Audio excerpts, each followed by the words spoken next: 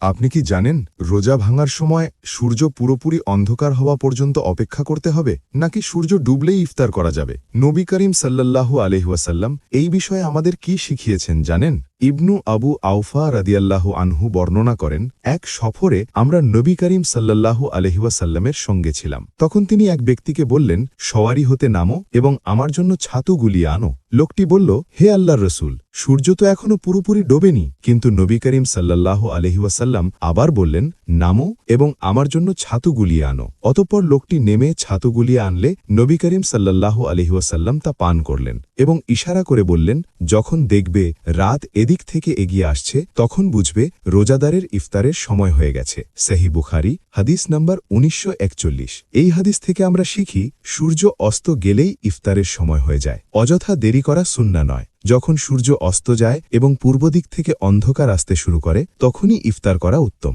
দ্রুত ইফতার করা নবী করিম সাল্লাল্লাহু আলাইহি ওয়াসাল্লামের সুন্নাহ। আপনি সাধারণত কিভাবে ইফতার করেন? আজান শুনেই নাকি একটু দেরি করে? কমেন্টে লিখে জানান। আজ থেকে একটি সুন্নাহ চ্যালেঞ্জ নিন। আজান হওয়া মাত্রই ইফতার করবেন এবং অন্যদেরও এই সুন্নাহ মনে করিয়ে দেবেন। দেখুন এতে কত বরকত অনুভব করেন। এমন সুন্দর হাদিস জানতে চাইলে ভিডিওটি লাইক করুন, শেয়ার করুন এবং ইসলামিক জ্ঞান ছড়িয়ে দিতে আমাদের পেজ বা চ্যানেল ফলো বা সাবস্ক্রাইব করুন। আল্লাহ আমাদের সবাইকে রমজানের মর্যাদা রক্ষা করার তৌফিক দিন।